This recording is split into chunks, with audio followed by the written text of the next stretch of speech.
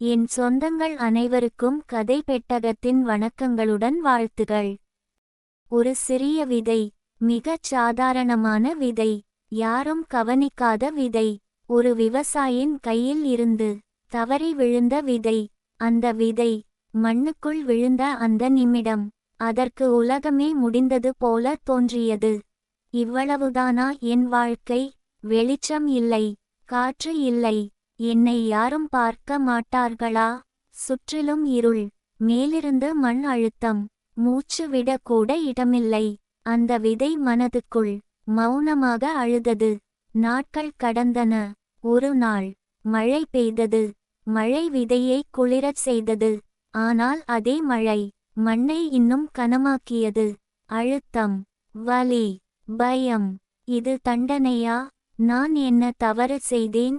யாருக்கும் தெரியாத ஒரு சிறிய விதையின் மௌன கேள்விகள். அப்போது விதையின் உள்ளே ஒரு சிறிய மாற்றம். அது உணர்ந்தது, இங்கிருந்து தப்பிக்க ஒரே ஒரு வழிதான் இருக்கிறது. நான் மாற வேண்டும்.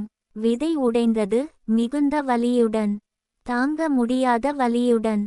உடைந்தால்தான் வாழ முடியுமா? அந்த உடைதலில்தான் முதல் வேர் உருவானது. அந்த வேர் இன்னும் ஆழமாக இருளுக்குள் சென்றது. நாட்கள், வாரங்கள் ஓடின. ஒரு நாள் மண்ணை கிழித்து கொண்டு ஒரு சிறிய முளை வெளியே வந்தது. முதல் வெளிச்சம், சூரியன், காற்று, வானம். அந்த முளை மெதுவாக சொன்னது, இந்த ஒரு நிமிடத்துக்காகத்தான் அந்த எல்லா வலியும். ஆனால் வாழ்க்கை இங்கே முடிவல்ல. காற்று அடித்தது, மழை பெய்தது, வெயில் சுட்டது. சிலர் கவனிக்காமல் அதை மிதித்தார்கள். நான் வளர முடியுமா? நான் மரமாக மாறுவேனா? எந்த பதிலும் இல்லாமல் அது ஒவ்வொரு நாளும் கொஞ்சம் கொஞ்சமாக வளர்ந்தது. யாருக்கும் தெரியாமல். ஆனால் வேர்கள் மட்டும் ஆழமாக சென்றது.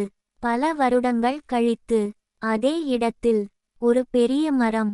நிழல், குளிர்ச்சி, பழங்கள். அந்த மரத்தின் கீழ் ஒரு முதியவர் ஓய்வெடுத்தார். ஒரு குழந்தை விளையாடியது. ஒரு பறவை கூடுகட்டியது. அப்போது அந்த மரம் நினைத்தது, ஒரு காலத்தில் நான் இருளில் அழுத விதை, இன்று பலருக்கு நிழல் தரும் மரம். அந்த விதை கற்றுக்கொண்ட மிக பெரிய உண்மை, மண்ணுக்குள் புதைக்கப்பட்டோம் என்று நினைக்கும் தருணமே நம் வாழ்க்கையின் மிக பெரிய தவறு. உண்மையில் நாம் வளரச் செய்யப்பட்டு கொண்டிருக்கிறோம். அந்த விதையைப் போல நீ இன்று இருளில் இருக்கலாம், அழுத்தத்தில் இருக்கலாம், யாரும் உன்னை புரிந்து கொள்ளாமல் இருக்கலாம். ஆனால் நினைவில் வை, நீ விதை. இது முடிவு இல்லை. உன் நேரம் வரும்.